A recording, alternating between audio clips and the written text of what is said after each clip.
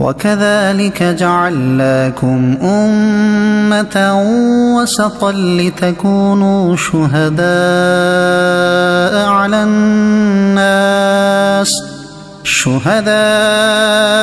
عَلَى النَّاسِ وَيَكُونَ الرَّسُولُ عَلَيْكُمْ شَهِيدًا وَمَا جَعَلْنَا الْقِبْلَةَ الَّتِي كُنتَ عَلَيْهَا إِلَّا لِنَعْلَمَ مَن يَتَّبِعُ الرَّسُولَ مِمَّن يَنقَلِبُ عَلَى عَقِبَيْهِ وَإِن كَانَتْ لَكَبِيرَةً إِلَّا عَلَى الَّذِينَ هَدَى اللَّهُ وَمَا كَانَ اللَّهُ لِيُضِيعَ إِيمَانَكُمْ إِنَّ اللَّهَ بِالنَّاسِ لَرَءُوفٌ رَحِيمٌ۔ ترجمہ: اور اسی طرح ہم نے تمہیں بہترین امت بنایا کہ تم لوگوں پر گواہ بنو اور یہ رسول تمہارے نگہبان و گواہ ہوں، اور اے حبیب تم پہلے جس قبلے پر تھے ہم نے وہ اسی لیے مقرر کیا تھا کہ دیکھے کون رسول کی پیروی کرتا ہے اور کون الٹے پاؤں پھر جاتا ہے، اور بے شک وہ لوگ جنہیں اللہ نے ہدایت دی تھی ان کے علاوہ لوگوں پر یہ بہت بھاری تھی، اور اللہ کی یہ شان نہیں کہ تمہارا ایمان ضائع کر دے، بے شک اللہ لوگوں پر بہت مہربان رحم والا ہے۔ وَكَذَلِكَ جَعَلْنَاكُمْ أُمَّةً وَسَطًا، اور اسی طرح ہم نے تمہیں بہترین امت بنایا۔ تفسیر سراۃ الجنان میں ہے، یعنی اے مسلمانوں جس طرح ہم نے تمہیں ہدایت دی اور خانہ کعبہ کو تمہارا قبلہ بنایا اسی طرح ہم نے تمہیں بہترین امت بنایا۔ حضور پرنور صلی اللہ تعالی علیہ وسلم کی امت زمانے کے لحاظ سے سب سے پیچھے ہے اور مرتبے کے لحاظ سے سب سے آگے، یعنی افضل ہے۔ افضل کے لیے یہاں وسط کا لفظ استعمال کیا گیا ہے، اور عربی میں بہترین کے لیے بھی وسط کا لفظ استعمال ہوتا ہے۔ لِتَكُونُوا شُهَدَاءَ، تاکہ تم گواہ ہو جاؤ۔ تفسیر سراۃ الجنان میں ہے، مسلمان دنیا اور آخرت میں گواہ ہیں۔ دنیا میں تو اس طرح کہ مسلمان کی گواہی مومن و کافر سب کے بارے میں شرعاً معتبر ہے، اور کافر کی گواہی مسلمان کے خلاف معتبر نہیں۔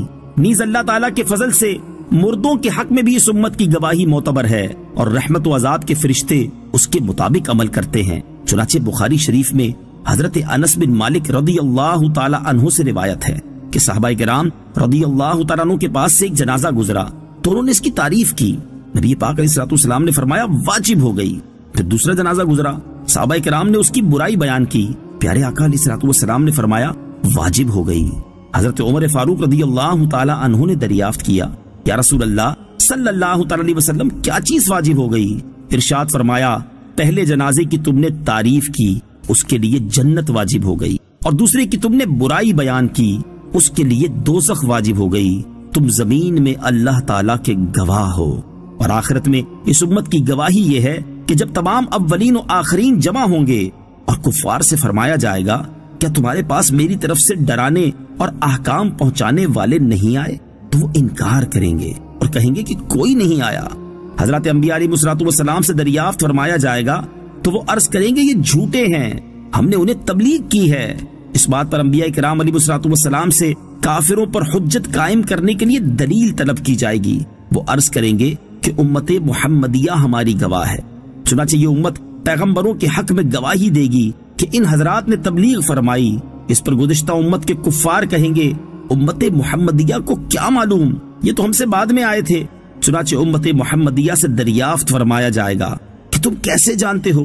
وہ عرض کریں گے یا رب عز و جل تو نے ہماری طرف اپنے رسول جناب محمد مصطفیٰ صلی اللہ تعالی علیہ وسلم کو بھیجا، قرآن پاک نازل فرمایا، ان کے ذریعے سے ہم قطعی اور یقینی طور پر جانتے ہیں کہ حضرات انبیاء علیہ الصلوۃ والسلام نے کامل طریقے سے فرض تبلیغ ادا کیا۔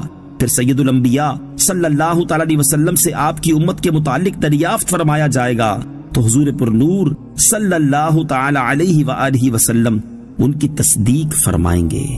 زبان کی احتیاط نہ کرنے کا نقصان۔ یہاں یہ بات یاد رہے کہ یہ تمام گواہیاں امت کے صالحین اور اہل صدق حضرات کے ساتھ خاص ہیں، اور ان کے معتبر ہونے کے لیے زبان کی نگہداشت شرط ہے۔ جو لوگ زبان کی احتیاط نہیں کرتے اور بے جا خلاف شرع کلمات ان کی زبان سے نکلتے ہیں اور ناحق لعنت کرتے ہیں، صحیح حدیثوں کے مطابق روز قیامت نہ وہ شفاعت کریں گے اور نہ وہ گواہ ہوں گے۔ وَيَكُونَ الرَّسُولُ عَلَيْكُمْ شَهِيدًا، رسول تم پر گواہ ہوں گے۔ تفسیر صراط الجنان میں ہے، علامہ اسماعیل حقی رحمت اللہ تعالی علیہ فرماتے ہیں، حضور پرنور صلی اللہ تعالی علیہ وسلم کی گواہی یہ ہے کہ آپ ہر ایک کے دینی رتبے اور اس کے دین کی حقیقت پر مطلع ہیں۔ آپ صلی اللہ تعالی علیہ وسلم اس چیز سے واقف ہیں جو کسی کا دینی رتبہ بڑھنے میں رکاوٹ ہے۔ آپ علیہ الصلوۃ والسلام کو لوگوں کے گناہ معلوم ہیں۔ آپ صلی اللہ تعالی علیہ وسلم ان کے ایمان کی حقیقت، اعمال، نیکیاں، برائیاں، اخلاص اور نفاق وغیرہ کو نور حق سے جانتے ہیں۔ ایسا ہی کلام شاہ عبد العزیز محدث دہلوی رحمت اللہ تعالی علیہ نے اپنی تفسیر فتح العزیز میں بھی ذکر فرمایا ہے۔ یاد رہے کہ ہر نبی کو ان کی امت کے اعمال پر مطلع کیا جاتا ہے تاکہ روز قیامت ان پر گواہی دے سکیں، اور چونکہ ہمارے نبی کریم علیہ الصلوۃ والسلام کی شہادت سب امتوں کو عام ہوگی، اس لیے پیارے آقا علیہ الصلوۃ والسلام تمام امتوں کے احوال پر مطلع ہیں۔ نبی کریم علیہ الصلوۃ والسلام کی گواہی قطعی اور حتمی ہے۔ یہ بات حقیقت ہے کہ نبی پاک علیہ الصلوۃ والسلام کی گواہی قطعی و حتمی ہے۔ ہمارے پاس قرآن کے کلام الہی ہونے کی سب سے بڑی دلیل سرور کائنات صلی اللہ تعالی علیہ وسلم کی گواہی ہے، اور جیسے یہ گواہی قطعی طور پر مقبول ہے، اسی طرح حضور اکرم علیہ الصلوۃ والسلام کی گواہی دنیا میں اپنی امت کے حق میں مقبول ہے۔ لہذا حضور سید المرسلین صلی اللہ تعالی علیہ وسلم نے اپنے زمانے کے حاضرین کے متعلق جو کچھ فرمایا، مثلا صحابہ کرام، ازواج مطہرات اور اہل بیت کرام رضی اللہ تعالی عنہم کے فضائل و مناقب، یا غیر موجود لوگوں جیسے حضرت اویس کرنی رضی اللہ تعالیٰ عنہ، یا بعد والوں کے لیے جیسے حضرت امام مہدی رضی اللہ تعالیٰ عنہ وغیرہ کے لیے جو کچھ فرمایا، ان سب کو تسلیم کرنا لازم ہے۔ لِنَعْلَمَ مَن يَتَّبِعُ الرَّسُولَ، تاکہ دیکھے کہ کون رسول کی پیروی کرتا ہے۔